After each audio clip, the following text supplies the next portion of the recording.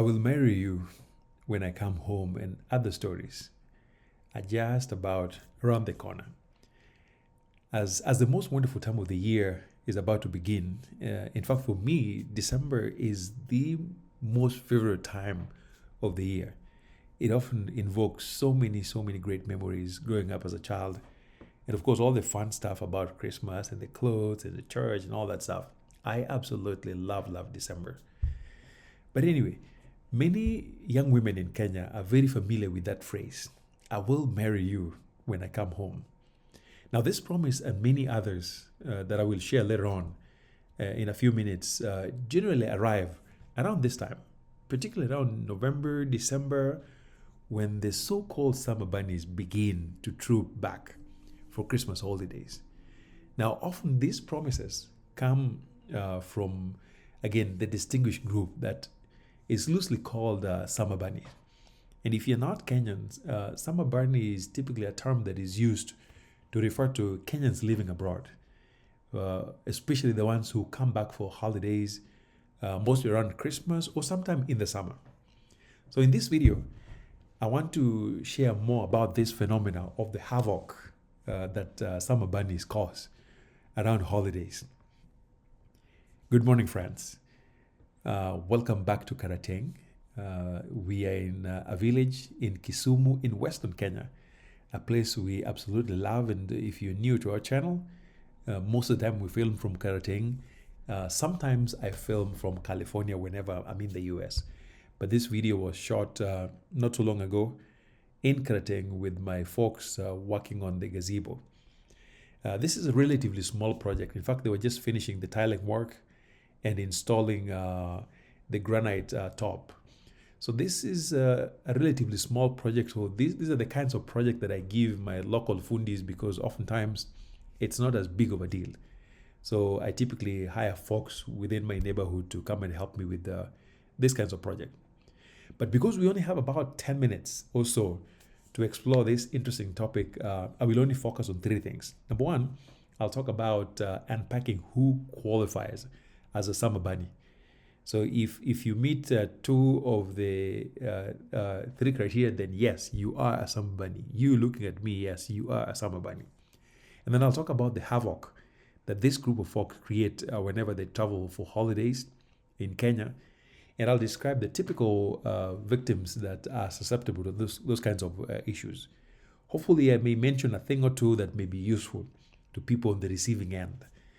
So, who meets the criteria for summer bunnies? Number one, as I mentioned earlier, summer bunnies typically are Kenyans that live abroad, especially those who live in more industrialized countries. So I don't think you can use the term summer bunny to refer to somebody who lives and works in Congo or maybe South Sudan, but maybe that is the case. But typically I associate with folks who live in more industrialized countries. And they travel back and forth between Kenya and wherever else they live. And so economically, there's a wide spectrum that I've seen out there. I've seen quite a few Kenyans who are really, really rich. And I'm talking about people who make millions of dollars in the US. And so when they come home, they can spend generously without any issues. But a good number of the summer bunnies too fit in a category like mine, where we work very hard most of the year, save for months upon months, so that when we're home, then we can make it rain. That's not unusual. What's interesting is that the average Kenyan cannot tell the difference between those two. But just so you know, not all of us are millionaires out here. A lot of us have to work so many months, save a lot, and be able to afford traveling to Kenya. Because traveling to Kenya is not cheap at all, especially for those of us who travel with the entire family. It's not cheap. So economically, that's what I see, but the average Kenyan cannot tell the difference. So here is the havoc that typically summer bunnies create. And I'll start with the most common accusation. Most summer bunnies are accused of participating in what I will loosely call the Guinea-Bissau syndrome. If you don't know what that is, you must be living under a rock. So please Google Guinea-Bissau. Whatever comes up, you will know what I'm talking about. Of course, not all summer bunnies, but this is the most common accusation against summer bunnies, that And typically it's mostly men that are accused of this. Men of middle age that come home, and many of them actually already have existing entanglements abroad, whether it means they have wives, side wives, baby mamas, and things like that. Most of them already have entanglements, and they have been accused of preying on vulnerable young women, and they do this by dangling certain bunnies. I mean, certain goodies, and knowing the average Kenyan woman, these summer bunnies are so good at pressing very specific buttons that they know would confuse these young women. So, for example, they would always dangle the promise of bringing these young women back abroad. Like, if you come with me, I'll process your paperwork, I'll bring you to the US. And that's a very powerful motivator. Sometimes, of course, they say, I will marry you. Very common, that I just need to marry somebody. Or they tell the young women, I just need to have a child. And that my people need to see me with a woman, they need to see me with a child. And in many cases, actually, the families of the summer bunnies are in on it. His mother is actually going to welcome this young woman like she's the only one, entertain them, and as soon as she's gone, the next one comes through. And of course, the summer bunnies typically have some kind of a sad love story about a broken liver or a broken heart. And I say liver because in my mother tongue, the word chun is used to mean liver or heart. So when they're telling you about a broken heart, sometimes they're talking about their broken livers. So if it's a Luo telling you that, just be sure that the word chun can mean heart or liver. So when I'm talking about my broken heart, I'm probably talking about my broken liver, just so you know. Now, anyway, so they always have some kind of a sub story about broken heart, and it's always the woman's fault, and they're facing pressure from home. And so the unsuspecting young woman in Kenya thinks they're coming in to sort of save the day. What they don't realize is that these sob stories are supposed to work as anesthesia, and they give you a proper dose, and these young women are often very confused by that. And what they don't realize, at some point, then the communication becomes one way, meaning the summer bunny is the one to call or text. If you call him, you won't get them. They communicate one way. And then, of course, for the most part, they're focused on having fun and melting away, never to be heard from again. And the next time they are heard from, they're back again, doing it with the next person, and then they go back. That's the most common accusation. The second one is that a lot of summer bunnies are accused of working too hard to make their presence felt when they're in Kenya. And I think there's some truth to this to some degree. For example, locally you'll hear Kenyans complain that summer bunnies bring in fake accent. And by fake accent, they mean something other than the British Kenyan version of English that we all grew up with.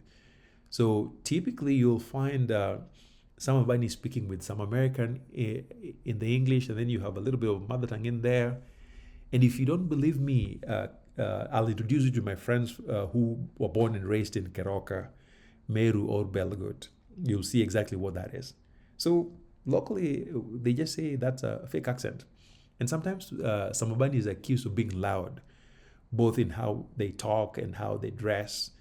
And in fact, some of them put on like shorts everywhere.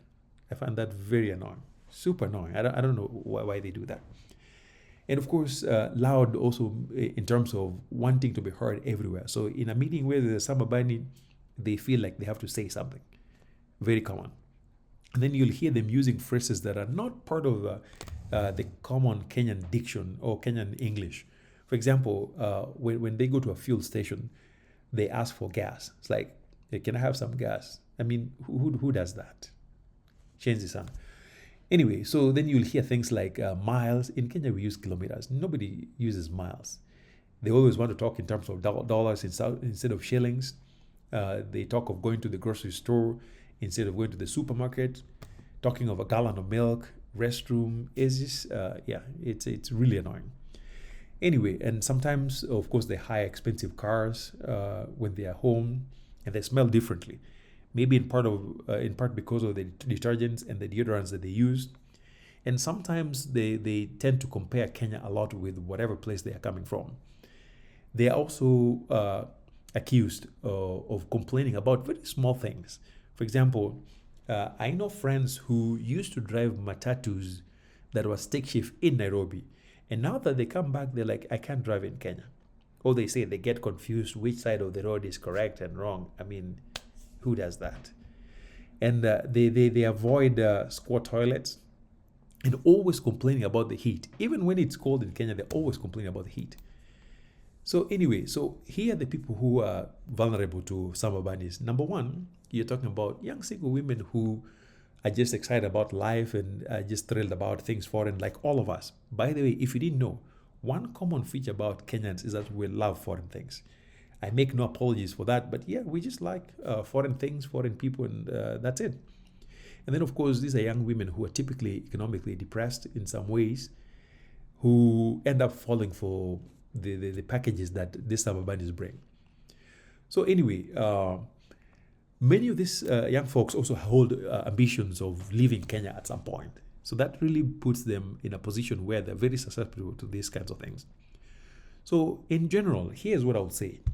Whatever you choose to do with a summer bunny, whatever you do with a bunny, you're an adult, that's your choice. But remember, very few bunnies are willing to give up their marriages, especially in exchange for Jen or Luete. And Jen or Muso Luete is a term that is used to refer to people who are just starting life. So not many bunnies are willing to give up their marriages. Number two, many bunnies are not willing to have a second wife. I've seen a few that do, but most are not willing to do that. And then a lot of us are also true hustlers. And so the holiday spending that you see doesn't reflect the realities of how we spend in America. So if you ever join a summer bunny in America, you might notice differences. So just keep that in mind. Now, that said, if they ever bring you to America, there may be sudden changes or surprises. But whatever the case, we really, the attention we get at home is a form of therapy. After surviving the racism, the long work hours, the terrible weather, the baby boy treatment just treats our soul. So please indulge us. I hope this was helpful, and I'll see you in the next. Thank you.